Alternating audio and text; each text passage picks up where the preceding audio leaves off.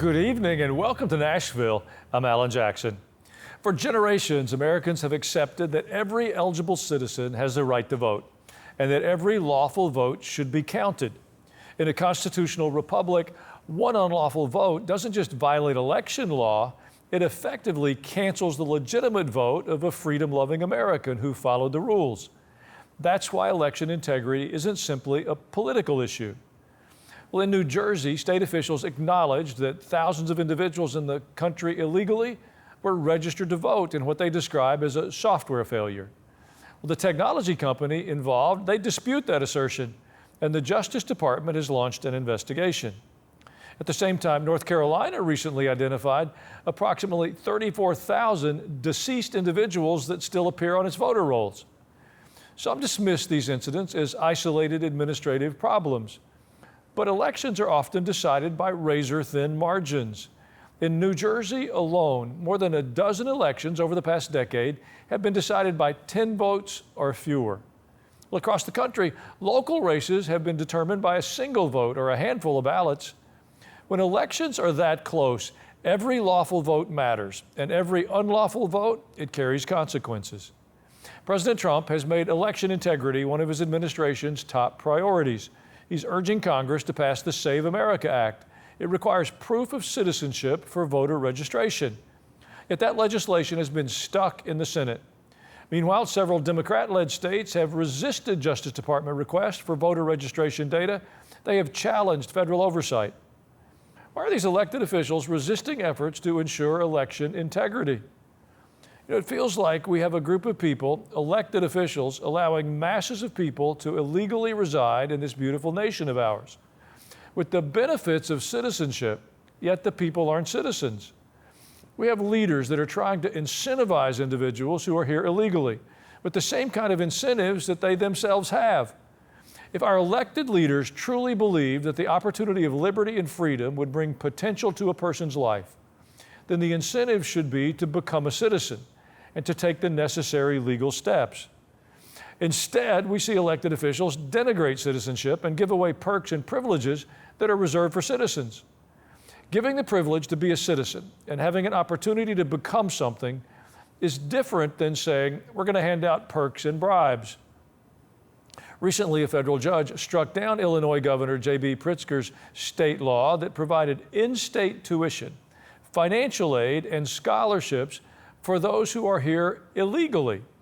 The state of Illinois used taxpayer dollars to extend benefits to illegal immigrants that even law-abiding American citizens, they couldn't access. It's not just happening in Illinois. The Justice Department has filed lawsuits connected to in-state tuition benefits for illegal immigrants against Minnesota, Virginia, California, New Jersey, Kansas, Massachusetts, Rhode Island, Maryland, and Colorado. For the record, granting illegal individuals in-state tuition is a violation of federal law. It's illegal. It's also subsidizing education at taxpayers' expense. We just assumed that those in leadership, regardless of political affiliation, would be good stewards of the people's trust and have our best interests at heart. Instead, we have a privileged elite that use positions of authority and power for self-enrichment. They say leadership is a reason to loot the system. That's why the leaders aren't even appalled by the looting and fraud. Well, I'd like to remind you that anything that begins with illegal, it doesn't lead to a good outcome. We cannot live in complete defiance of the law and imagine that that will bring good things to us. We've had sanctuary cities and sanctuary states for a long time now. They're not safe places. Some of our most populous cities are refusing to obey federal laws while they demand federal funding. It's just absurd. They shouldn't get a single federal penny. I don't want to pay taxes and give it to officials who are looting hardworking Americans. There are people that suffer when other people steal. Fraud, it's not a matter of opinion. You're taking something you don't deserve and you know it. We have elected officials, city mayors escalating lawlessness in their own communities. They push to defund the police, to completely eradicate ICE. As the church, we're struggling to understand how we should respond. Should we talk about it? Is it appropriate to have the conversation? Well, if you dare to mention any of the very observable facts that I just recited to you that are a part of the public square, you're frequently shouted down as being racist or xenophobic. We're going to be called unkind, but we can't capitulate. We cannot shrink back. Don't be silent around ungodliness. Don't lose your voice around things that you know are wrong. I believe with all of my heart that Christianity is the hope of humanity. So in your sphere of influence, be the voice of truth in this remarkable season of change. In a moment, we'll be joined by veteran television and radio broadcaster and author Chris Salcedo. I'll be right back.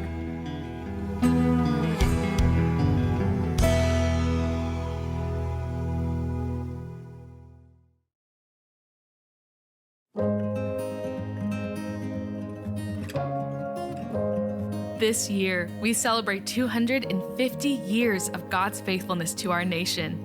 From backyard picnics and ball games to laughter shared with family and friends, we've been given so many blessings to enjoy together.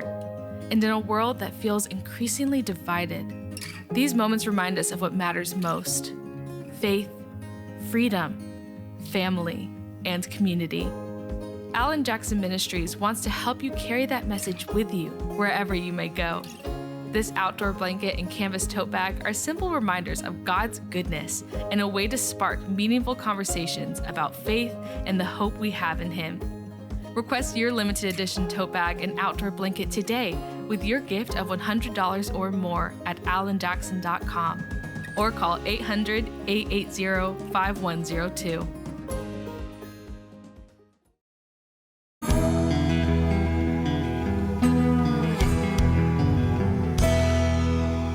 Tonight, we're joined by the host of the Chris Salcedo Show. Welcome to the show, Chris. Mr. Jackson, great to be back. You know, we are witnessing a rise of socialist candidates with a remarkable popularity amongst particularly young people. I recently read that if we compare the DSA platform that they released with Mao's 1949 Common Program, they're almost essentially the same. We don't want history to repeat itself. How do we help this younger generation understand what's happening? Well, I mean, that's a multi-tiered solution. First off, we Americans have got to get government out of education. The worst mistake we ever made was allowing the government to educate our children. It is what allowed probably 3, maybe 4 generations now, Mr. Jackson, to look at socialism and communism as, hey, it's not so bad, because they're not being taught about the dangers of this left-wing ideology. So and by the way, they're not teaching history because they're terribly afraid your children will learn from it, these leftists who now occupy the majority of decision-making across the fruited plain and government education. So that's number one, getting control of government education. Number two, if you read Peter Schweitzer's book, you will understand that the massive illegal immigration agenda being undertaken by communist China, being undertaken by Mexico, being undertaken by enemy nations all over the globe, it is with intent. Immigration is being used as a weapon to unwind the United States from within. And you've got Democrats instituting a policy that accepts all of that. And you've got Republicans who are voting to fully fund it all. You know, it's a clear move away from the constitutional values that have shaped this nation. And the Democratic Party doesn't seem to be doing much to object about it. Is that party going to continue this lurch towards a direction of destruction, or are they going to find a way to right the ship? Well, I haven't seen a Democrat candidate that is pro-American for quite some time. I mean, I can't think of one Democrat who says, hey, we've got to control our borders, we've got to control the crime in the streets, the Constitution is sacrosanct, it is chains on government. They don't believe that. They have been, this Democrat Party, all of the energy is with their Democrat socialist overseers. Conversely, a lot of the energy on the Republican side is with we conservatives, but while the Democrats embrace their socialist energy, the Republicans are rejecting their constitutional conservative base. I've never seen anything like it. Chris, I want you to watch this video of Hakeem Jeffries. He's got an opinion on who should vote, and I've got a question. Now, Democrats have repeatedly said that non-citizen voting doesn't happen. It happened. Is this a problem? I think that I continue to have confidence in state and local authorities in making sure that there's going to be a free and fair election in November. Unfortunately, what we've seen from Donald Trump is that in this particular case, Republicans have adopted voter suppression as an electoral strategy. It's tiring. We talk about fair elections and they talk about voter suppression. Is there any common ground where they're going to have a conversation?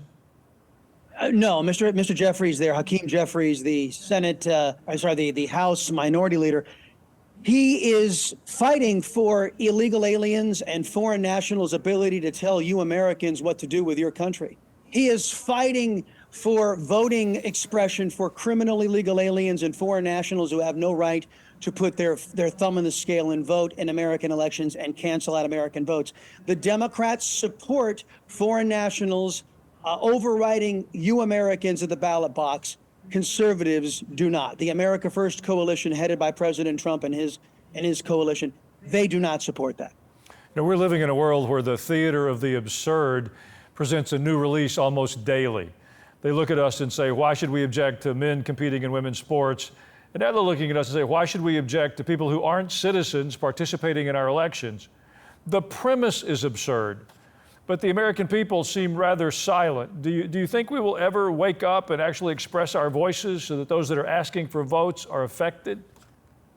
You are reading my mind. The last couple of days on the radio show, Mr. Jackson, I've been asking the audience, when did we start accepting that which has never been acceptable? When did we start saying, well, illegal aliens have a right to be in America and they have a right to stay in America. Illegal alien criminals have the right to be in America and stay in America. When did we start accepting that? When did we start accepting that, the President of the United States 2 weeks ago released documents showing not only did foreign countries interfere in our elections in unprecedented ways, you had members of the so-called intelligence community in the United States, traitors by any other name, facilitating that cheating by making sure the President of the United States was unaware that it was going on, actually running interference for the cheating at the ballot box. So, boy, your guess is as good as mine as to whether or not our people will awaken and say, you know what, this far, no further. I will give you one caveat. Out in the People's Republic of California, Steve Hilton came out with a brilliant ad basically portraying the Democrat machine out there in California as a bunch of Roman dictators. And the slogan, enough is enough, was chanted in that ad. And I'm praying my fellow countrymen wake up and start saying that enough is enough. You know, President Trump has made a priority of trying to get the Save America Act through the Senate. Even though it's got about 80% of American support, the senators have seemed reluctant to find a way to get that through. Do you have hope, or is there a pathway that could actually make that happen? There is a pathway, and I have no hope, because there are about 24 Republicans. If you believe Mark Meadows and his list that he released, there are 24 fake Republicans who are in it more to please Democrats than to deliver for their own voters. Wow. This is an 85-15 issue. The Save America Act is supported by an overwhelming number of Americans. If the Republicans delivered on this, which they have every ability to do, if they would not abolish the filibuster, if they would just restore it to the founding fathers' filibuster, which is a talking filibuster, if they just did that, they could get it passed. They could move it forward. But as stated, there are 24 fake Republican senators who are more devoted to socialist Marxist Democrats than they are devoted to their own voters. So there is a pathway forward if we had leadership and if we had pro-Americans in the Republican Party in charge in the United States Senate. And sadly, we do not. Well, I believe in prayer, so I'm going to pray that the improbable happens. God's got a track record of that. Chris, we need to take a short break. Could you stand by for another segment? You betcha. Those of you watching, if you have a phone nearby, try logging on to ajnow.com. You can send me an email. Your thoughts on this topic, we'd like to hear them. I'll be right back.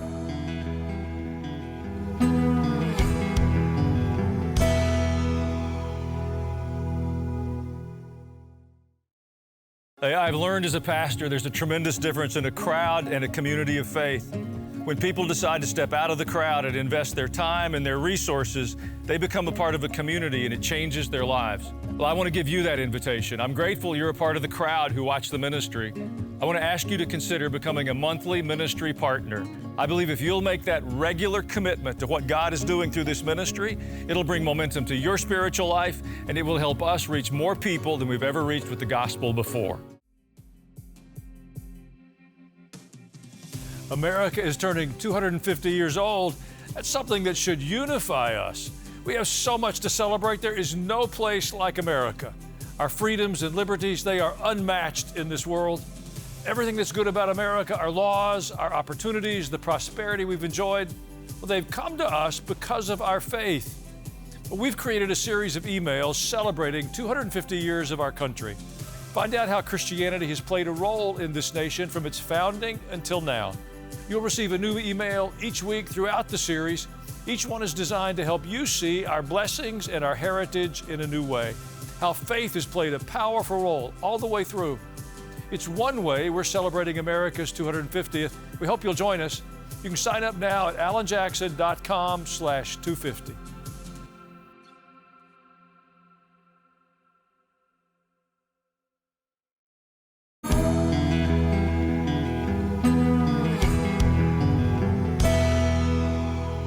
We're back now with author and broadcaster Chris Salcedo. Chris, the White House Policy Council recently released a 162-page report. They accused the National Museum of American History of extreme political activism. They were downplaying the accuracy of America's history, focused on negatives, a frightening list of things. As a taxpayer, I don't want to fund a museum that distorts American history. What can we do about this? We can get control of the federal budget. As probably everybody watching this program knows, the federal budget is out of control. It's on autopilot. Your elected officials that you send up to Washington, D.C. to be good stewards of your money, they put everything on autopilot. There are automatic raises for government. Nobody's checking. Nobody's running the store. Your elected officials are concentrating on running for re-election rather than concentrating on doing their 9 to 5.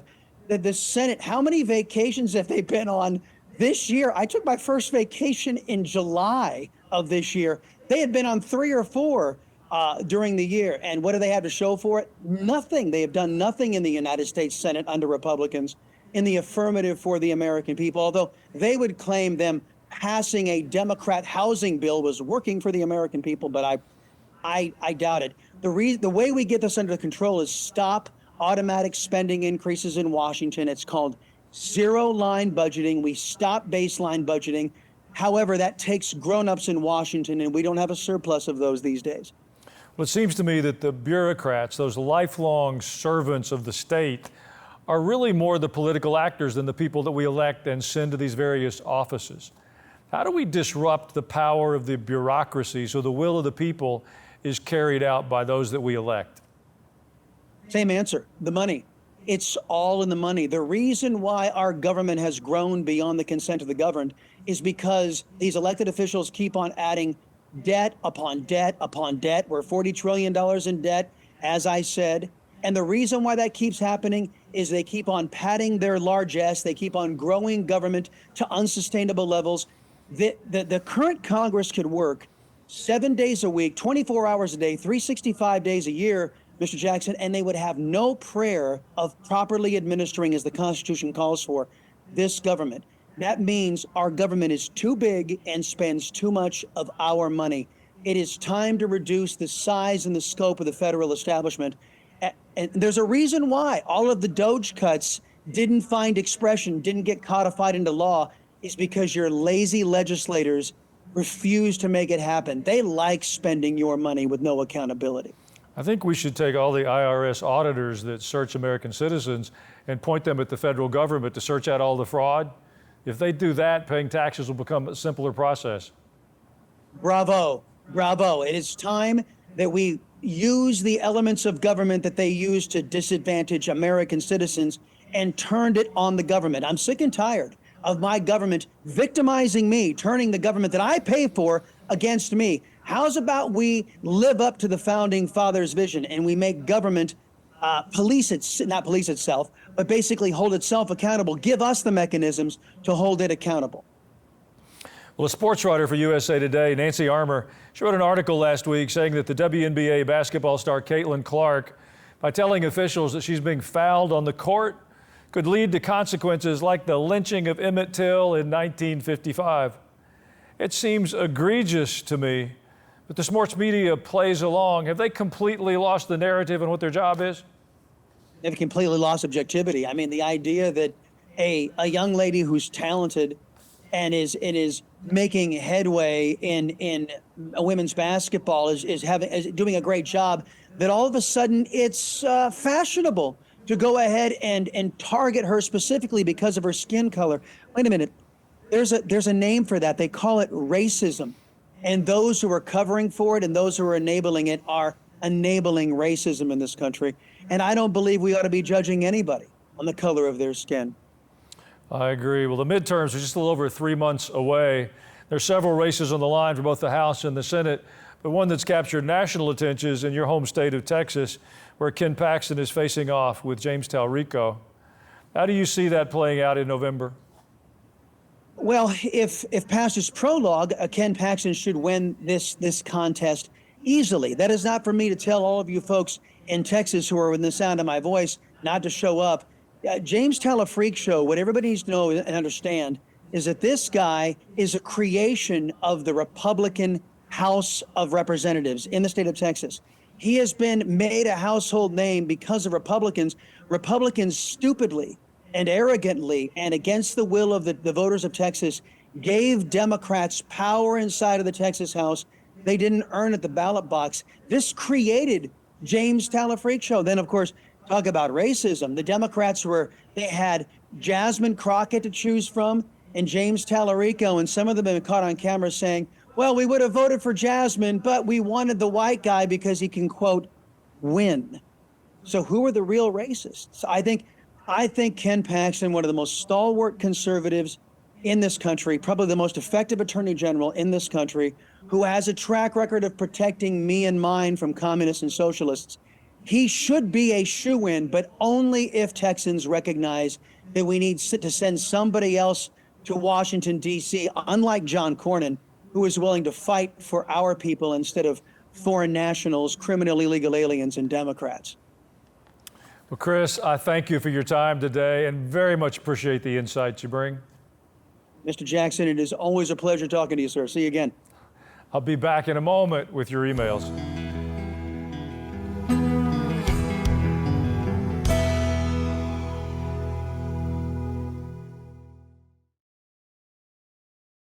I want to give you a personal invitation to join my podcast, Culture and Christianity. You don't compromise the truth, but you say it where the people know that you care about them. We're trying to understand how to take our faith outside the walls of the church and live it out in the marketplace. I just never understood the double standard because they punished me while my peers were allowed to talk about how devastated they were that Roe versus Wade was overturned. I brought in some friends, people that are trying to do this on a regular basis. They're never going to stop me because the truth is the truth. I'd rather be on God's side than to be a coward. You know, we've been living in a season of unprecedented deception, propaganda, manipulation. Our best option was to run. We were timing ourselves. I was trying to think, how can I protect my kids? Well, I want to be a part of seeing culture and Christianity intersect. I hope you'll join the podcast soon.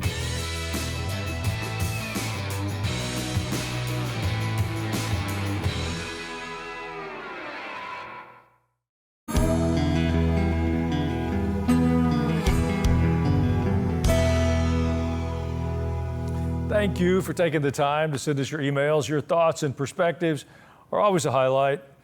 AP from Tennessee said, reading about Sophie Cunningham and Riley Gaines' common sense stance for protecting young girls in sports is much needed in the world today. As only a sports viewer, how can I effectively add to their voices? Well, I believe every individual, you included, me included, has a sphere of influence. And if in that arena we will use our voices to advocate for what we know to be right and true and good, then it becomes a force in our world. And if you'll add to that prayer and invite God into the midst, we can change circumstances. God is in the change business. Claire G. from San Antonio, Texas I was born in Budapest, Hungary, under communism.